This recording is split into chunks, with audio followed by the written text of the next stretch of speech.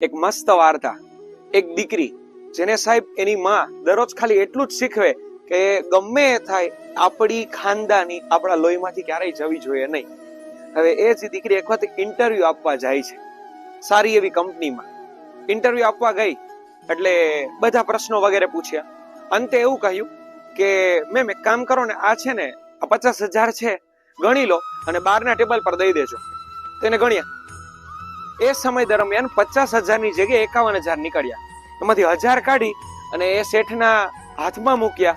અને એ દીકરી સાહેબ બહાર નીકળતી હતી ને ત્યારે એને શેઠે કહ્યું કે મેમ આપ જોબ ક્યારથી જોઈન કરો છો?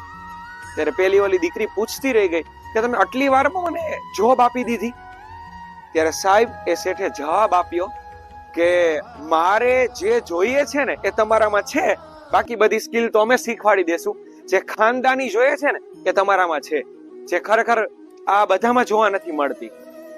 આ ઘટના આપણને જીવનમાં એ શીખવાડે છે કે બધુંય મેળવી શકાય, પણ ખાનદાની તો સાહેબ માતા પિતા સિવાય બીજું કોઈ શીખવી જ ન શકે, અને બીજું ગુરુ સિવાય. વડ એવા ટેટા અને બાપ એવા બેટા. એક સરસ મજાની વાર્તા છે.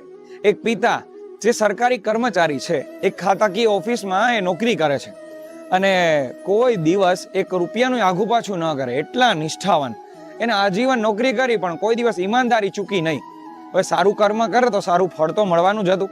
એનો દીકરો પણ એટલો હોશિયાર થયો, ભણી ગણી અને આગળ આવ્યો અને એ દીકરો પણ મોટી કંપનીમાં મેનેજર થયો.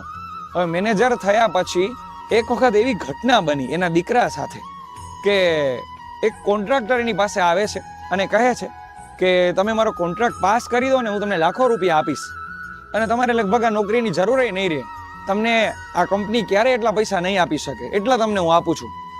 દીકરાએ તરત ના પાડી દીધી અને એની જગ્યાએ યોગ્ય કોન્ટ્રાક્ટર જે હતો, જે કામ કરી શકે એમ હતો, એવા વ્યક્તિને લાવી અને કોન્ટ્રાક્ટ આપી દીધો.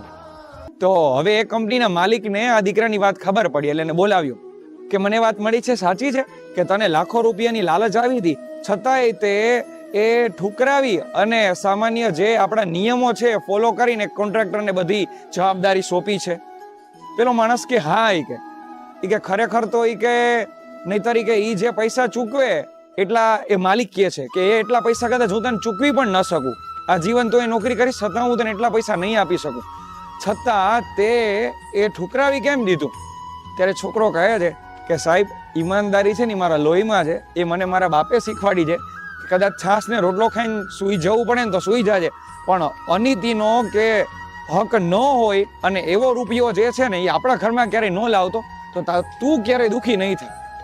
અને મને એ નિયમ ખૂબ ગમી ગયો છે અને મારા જીવનમાં ઉતારું છું. પછી એ માલિકે એને બધાની વચ્ચે એનું સન્માન કર્યું અને બહુ પ્રતિષ્ઠિત વ્યક્તિને તે કંપનીમાં બનાવી દીધો.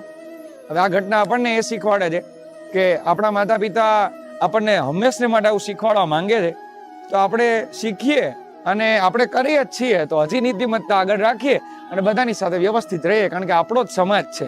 આપણે સરખી રીતના નહીં રહી તો કેમ ચાલશે? જો વાત સાચી લાગતી હોય તો લાઈક કરો, શેર કરો, સબસ્ક્રાઈબ કરો. Thank you.